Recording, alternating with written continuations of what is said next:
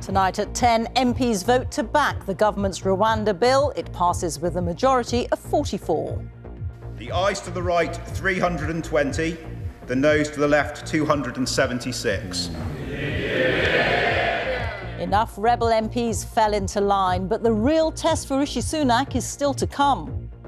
Good evening from Westminster. You know, this place is all about two things, noise and numbers. And yes, over the last couple of days, there's been plenty of both. But in the end, numbers matter more and the government has won. But this policy still faces challenges ahead.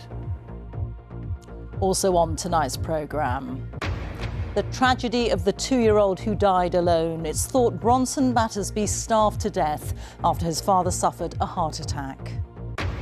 Health issues for both the King and the Princess of Wales. King Charles is to be treated for an enlarged prostate. Catherine has had abdominal surgery. A cold night ahead in Northern Ireland. Gritter drivers are among public service workers on strike over pay from midnight.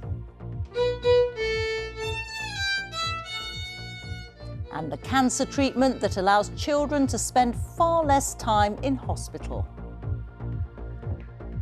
And tonight on BBC London, calling time on watch crime, the undercover tactics from the Met that are catching opportunist thieves in the act.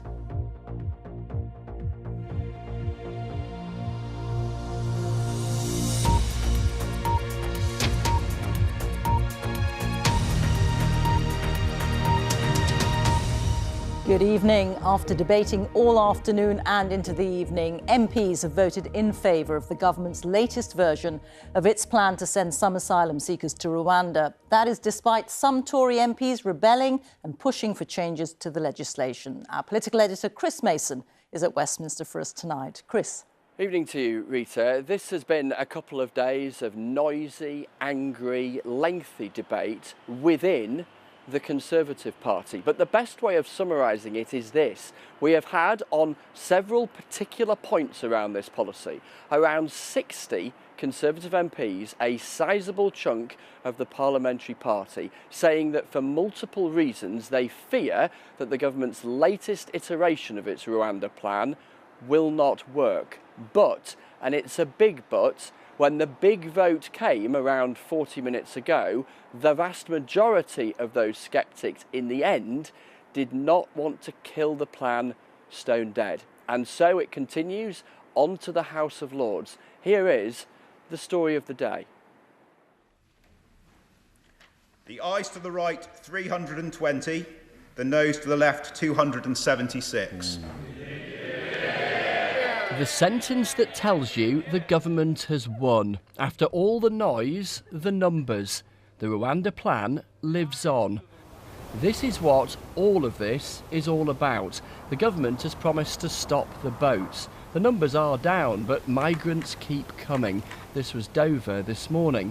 The Rwanda plan is about putting people off attempting this crossing, but no one who's made this journey has been sent there yet. In the Commons this evening, the Home Secretary had a go at uniting his bickering party and turning his attention to opposition parties. The gulf between our aspiration to control our borders and their blasé, laissez-faire attitude to border control could not be more stark. Stopping the boats is not just a question of policy. It is a question of morality and it is a question of fairness.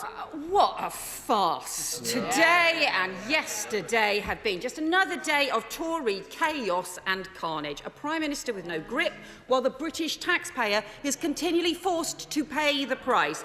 Far from dismantling criminal gangs, this government has become the criminal gang, breaking international law, moving vulnerable people across the world without legal process, no right of appeal, no concern for the safety or human rights of asylum seekers. The story of the last 2 days has been the Conservative Party having a noisy argument with itself. Dozens and dozens of Tory MPs think the government plan probably won't work. All I can say is I wish the government well, but I do have to say that I can't support this in all conscience because I've set out my case and I'm not going to retract it on principle. 18 months ago, this plane was due to take some migrants to Rwanda, but at the last minute, using what are dubbed pyjama injunctions, the European Court of Human Rights said no, the plane never left. This afternoon, some Conservatives, including prominent ones, argued that the default legal position should be that these rulings are ignored. The foreign court overrode English judges, overrode the will of the government, overrode the will of the British people to control our borders and stop the boats. That's a problem with the foreign court. 61 Conservative MPs in total agreed tonight, unconvinced by this argument they'd heard from the illegal migration minister. The Prime Minister has been clear that he will not let a foreign court block these flights. We simply cannot let an international court dictate our border security and stop us from establishing a deterrent. But for all the argument, the now near 2-year project to send some asylum seekers here to Rwanda remains alive. What does the Rwandan president make of all of this? It is the UK's problem, not Rwanda's problem. But you're getting hundreds of millions of UK taxpayers' money with not a single refugee. It is going to be used on those people who will come. If they don't come, we can return the money. If people don't come, we'll return the money, he says. The UK's already handed over £240 million. And tonight is not the end of the wrangling over this policy. It heads next to the House of Lords. And Rita, whilst we've been watching the report, my phone has been pinging away with reaction from inside government and amongst others in the Commons as well.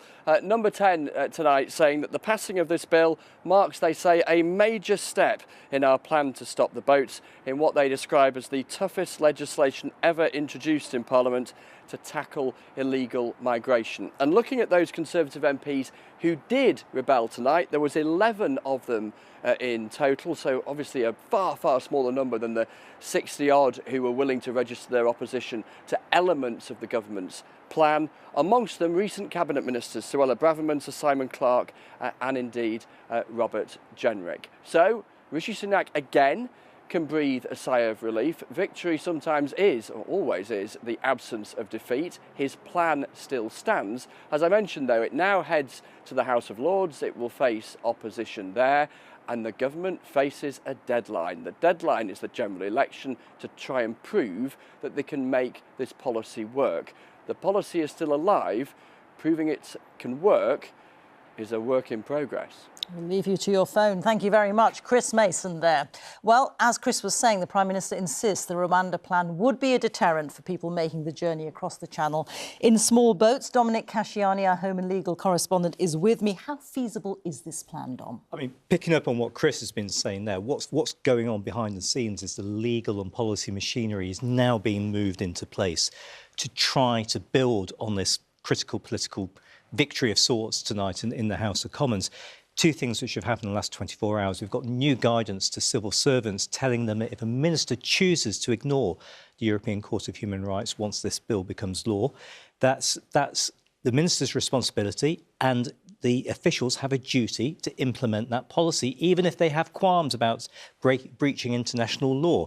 Yesterday, we heard there were going to be apparently new judges to help expedite these cases, although the Lady Chief Justice had something to say about that when she was talking to MPs, saying it may be a little bit more complicated than suggested. So is this a legal and policy inevitability? Well, James Cleverly told MPs tonight in the final reading that this bill is in complete compliance with international law, yet the front page of his bill still carries a message saying, I am unable to make a statement that the provisions are compatible with the European Convention.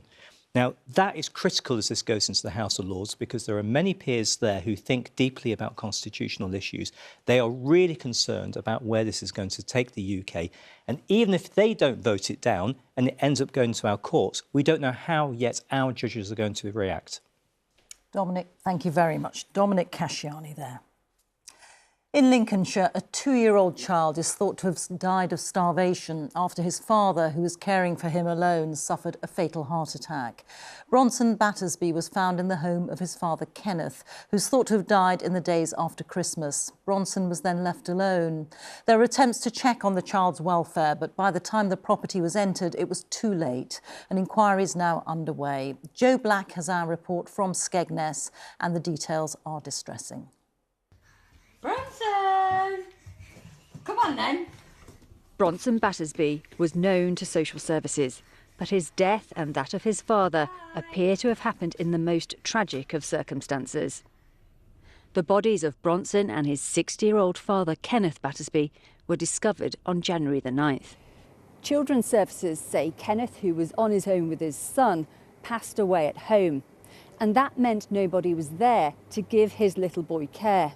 And as a result, he also died. It is a tragedy. I just happened to look out my window and I noticed suddenly this huge police presence. And then I spoke to a couple of residents across the road, and one of them said that they had found a body in there of a child. Bronson was last seen waving at a neighbour on Boxing Day. The next day, his father arranged a visit from social workers for the 2nd of January. The social worker visited the house that day, but the knock at the door went unanswered, so the police were contacted. 2 days later, a social worker visits again. 5 days later, Bronson and Kenneth Battersby are found dead after the landlady is asked to open the property by social services. That landlady, Maria Clifton Place, didn't want to appear on camera, but she told us she rushed to the address when social services asked if they could gain entry. I opened the lounge door and Kenny was just laid on the floor and I knew he was dead. It was just a horrible, horrible tragedy for that poor little boy and Kenny. We're just heartbroken. I classed Kenny as a personal friend. He really helped me out when I needed him. On social media, Bronson's mother has paid tribute to her little boy and says she will forever miss him. Just incredible to think that something like this could happen in Skegness, in Britain in 2024. There are obviously lots of questions to answer, but it's just such a tragedy.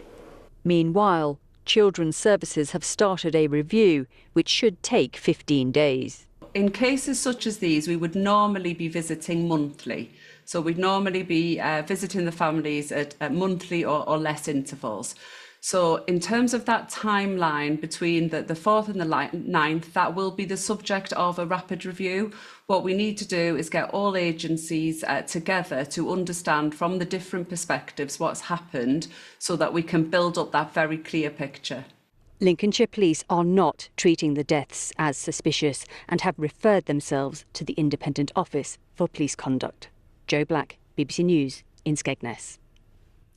Our social affairs editor Allison Holt joins me now. Allison, people will be watching this and wondering, how could this have happened? I think it's the inevitable question after something so tragic. It will have been deeply traumatic for the family. It's also distressing for friends and neighbours and for those who worked with Bronson and his father.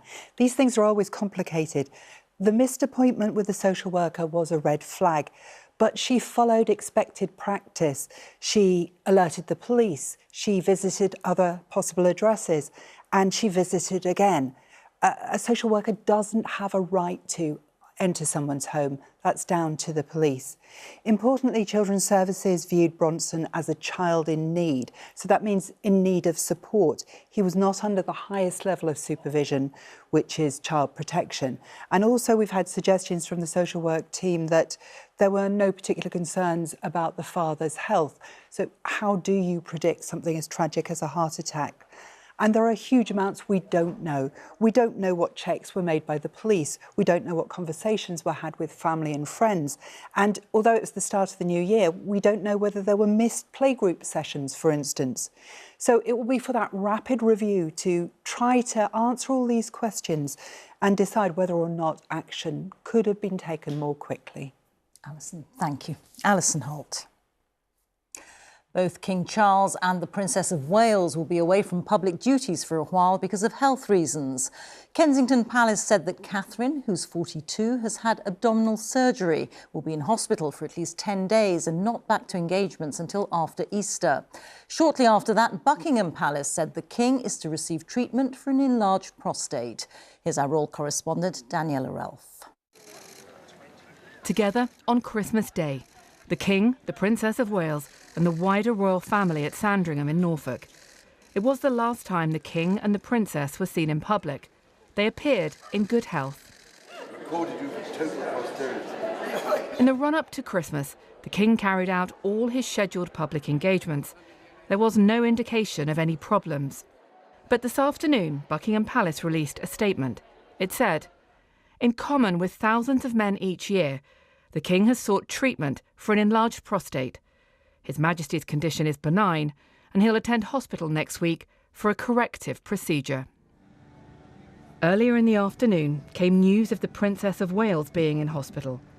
Like the King, she too had shown no sign of any health issues last month during a full programme of engagements that included hosting a carol concert at Westminster Abbey.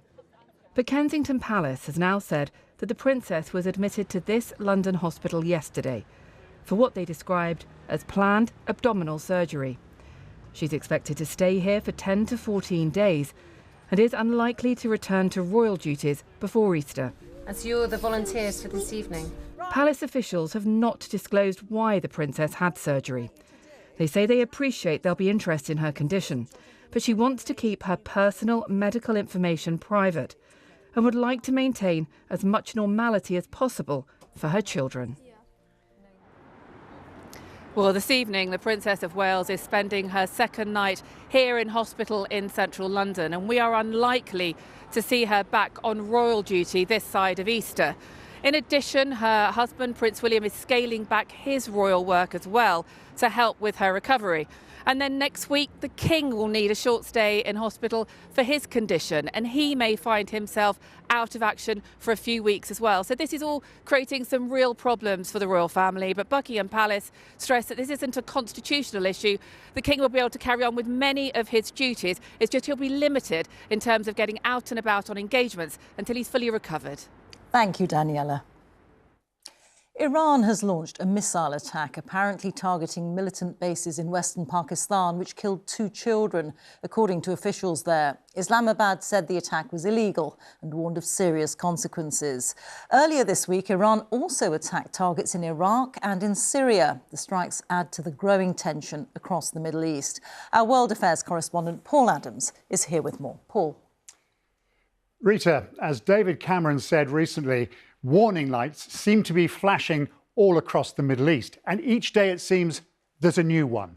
To what extent, then, are they all connected? And is this all happening because of the war in Gaza? Well, yes and no. Let's look at the most recent examples. Last night, Iran fired drones and missiles into neighbouring Pakistan, targeting what it says is a terrorist group responsible for attacks inside Iran, including one in December, which killed 11 Iranian policemen. On Monday, Iran fired missiles and drones in the other direction, hitting targets in Syria and Iraq. These attacks, it said, were also retaliation, in this case for a devastating bomb attack in the Iranian city of Kerman just 2 weeks ago. Now, none of this was about Gaza. This was about Iran showing to its own people that attacks on Iranian soil will not go unpunished. But there is a connection. At a time when the Middle East is boiling, the use of long-range ballistic missiles is a warning to Iran's enemies, especially Israel and the United States, that it's more than capable of hitting targets well beyond its borders.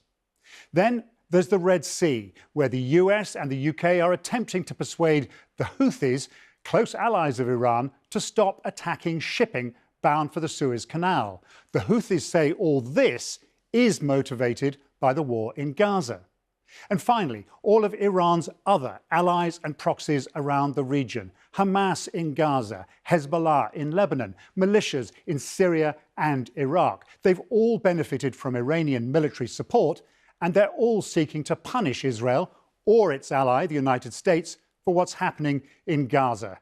Speaking today, Iran's foreign minister said that if what he called the genocide in Gaza stopped, then that would bring an end to the other crises and attacks occurring across the region. That's a bit of an exaggeration. The dangers currently facing the Middle East don't all stem from what's happening in Gaza, but the war there has made things infinitely worse. Rita. Paul, thank you. 4 brothers killed earlier this month by an Israeli airstrike in the occupied West Bank were Palestinian civilians who posed no threat to Israeli forces, witnesses have told the BBC. Violence in the territory has been rising. The UN says that more than 300 Palestinians have been killed there by the Israeli army since the Hamas attacks on Israel 3 months ago. Our Middle East correspondent Lucy Williamson has been to Al-Shuhada to investigate the killing of the 4 brothers, which happened hours after a 19-year-old Israeli officer was killed during clashes with Palestinian groups in Jenin.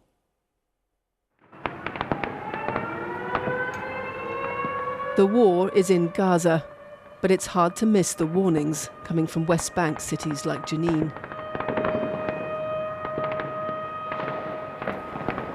Since the Hamas attacks, the Israeli army has come into Jenin again and again and again, determined to root out Hamas and its sympathizers. Armed groups here, determined to resist. Those armed groups proudly claim any members killed in Israeli operations as martyrs for their cause. None have claimed the 4 Darwish brothers, killed in an Israeli airstrike 10 days ago. Their mother's first gesture on seeing where they died, to tidy a little. I wanted to come and imagine where each of them was sitting. Ala was there, Ahmad, Rami and Hazza were here. There were the other martyrs. I wanted to see exactly where my sons were. The men, all in their 20s, were filmed by a security camera sitting around a fire with 3 of their extended family as the airstrike happened. One of the first paramedics on the scene is convinced they were doing nothing wrong. There was no sign of any clashes or confrontation, not shooting, not throwing stones. Was there anything you saw that could explain why these men were killed? There was nothing. They had no weapons. They were drinking coffee by the fire. They were wearing slippers and pajamas. We asked the Israeli army why the men were targeted. It said an aircraft struck a terrorist squad that hurled explosives at Israeli forces and sent us this video. The black flashes near the passing vehicle, consistent with explosives, analysts say. Witnesses said soldiers drove through the village 15 minutes to an hour before the strike took place. We asked the army when their footage was filmed. It said it had nothing to add. Their mother, Ibtisam, found all 4 sons in the hospital morgue. The family showed us Israeli entry permits for 2 of them. No one Israel sees as a security threat would have them. They took my whole family away. Who can I complain to when all countries are supporting Israel? If they wanted to do anything, they would have helped the children in Gaza. My sons are under the soil now, and no one stood with them. In the village cemetery, her caresses and her questions go unanswered. This is a place she can take her grief, but her anger has nowhere to go. Lucy Williamson, BBC News, Jenin. Here, expectations that interest rates will be cut this year remain, despite a surprise rise in the UK's inflation rate last month. Inflation, which measures how prices rise over time, went up marginally to 4% in December. That's up from 3.9% in November. Economists had forecast a slight fall, but rises in tobacco and alcohol prices were behind the increase. Northern Ireland will tomorrow see a day of widespread strikes affecting health, education and other public services as 16 public sector unions stage industrial action. At Stormont, there's no sign of any restoration of the power-sharing institutions after an absence of nearly 2 years, meaning continuing stalemate on issues such as public pay. Our Ireland correspondent Chris Page has more. Every winter, mini mountains of salt are scooped up and spread on the roads. But tomorrow in Northern Ireland, the gritting will largely grind to a stop. The staff are taking part in what's thought to be the biggest coordinated strike ever held here. The workers say pay is well behind the rest of the UK. £10.92 an hour, which gives us a basic take-home pay of £333 a week. And we've just came to our teller, we can't live on what we have. We've asked time and time again for help. Nobody out there seems to be giving us the help.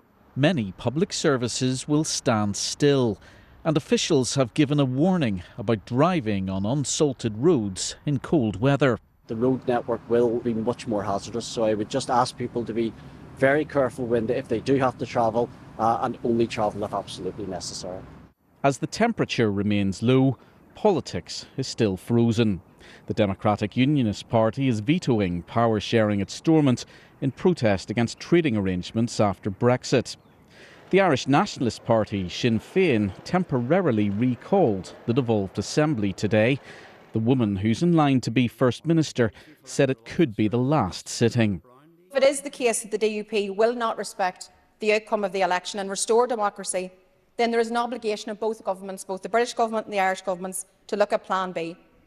There must be a British-Irish partnership that provides joint stewardship and an intensified role for the Irish government in the affairs of this state. The DUP said it wouldn't allow devolution to be restored until its concerns were dealt with. Our negotiations with the government have made real and significant progress, but will continue until there are arrangements agreed that unionists as well as nationalists can support.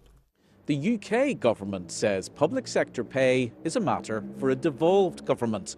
It's promised an extra £500 million for wage increases if devolution is revived.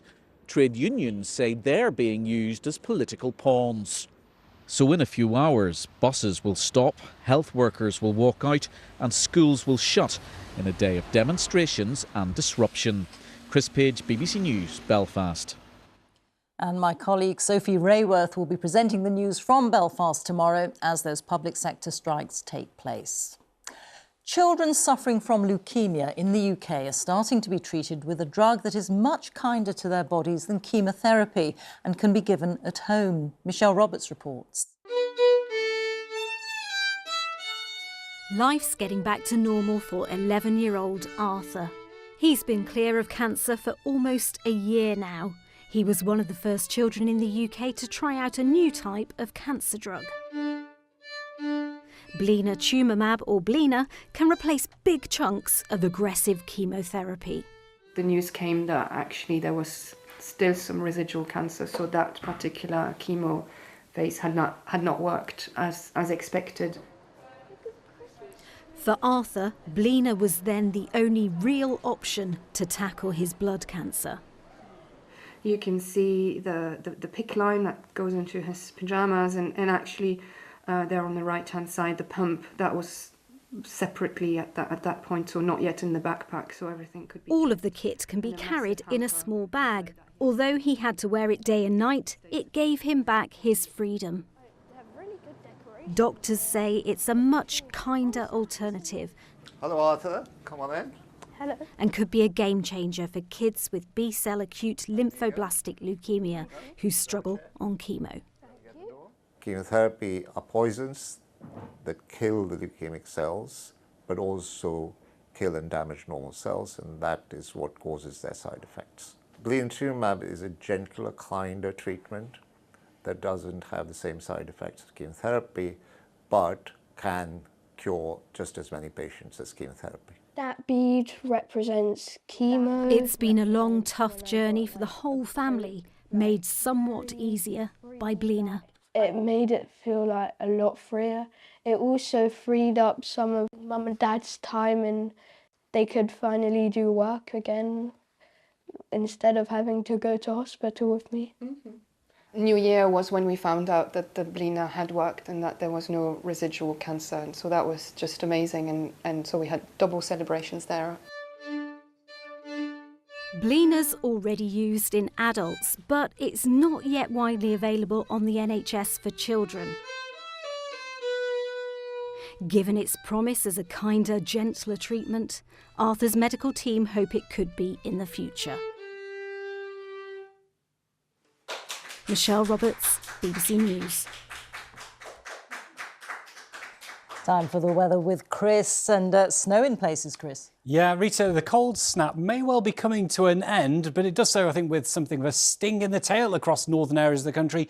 Snow getting ever heavier and increasingly disruptive. And of course, we've seen loads of snow over recent days. There's over 20 centimetres of level snow there in Lerwick, bigger drifts around, and there's more snow to come as well. Looking at the satellite picture, these massive thunderclouds are forming along a trough, and that's going to be pushing southwards. That's bringing the ever heavier snow showers in across the north of the country. So for northern Scotland, I think we'll get another 5 to 15 centimetres of snow. Very windy conditions, so blizzards at times here. And those very heavy snow showers will make their way in across Northern Ireland more. So we'll probably get accumulations here, maybe 5, perhaps 10 centimetres of snow building in through the night and into tomorrow. So much greater risk of seeing some disruption here. Elsewhere, well, we'll continue to see largely dry conditions across a large part of England and Wales. A few wintry showers just clipping the far west of Wales and some snow showers just sneaking down the North Sea coast of England. You could see it covering just about anywhere, but the heaviest snow will continue to be focused across the north of Scotland and Northern Ireland. It will stay very, very cold in places. Those temperatures not expected to get above freezing. And then tomorrow evening, a line of snow showers starts to form off the Irish Sea. They'll affect parts of North Wales, Merseyside, Cheshire, the North West Midlands. The amount of snow is going to vary a lot from place to place, but you could get a bit in a few areas. On into Friday, temperatures start to come up by an odd degree, and that means the showers piling into Scotland will start to turn to rain or sleet at low elevations, leaving the snow confined to hillier parts of the country. Temperatures on the face of it a degree or two high. You probably won't notice that much in the way of change. Not until we get to the weekend, when these southwesterly winds will bring us much, much milder air across the UK. It won't only be mild, it will also be wild, because this weekend could see gusts up to 70 miles an hour, Rita. Chris, thank you. That is tonight's BBC News at 10. Now on BBC One, it's time to join our colleagues for the news where you are. Good night.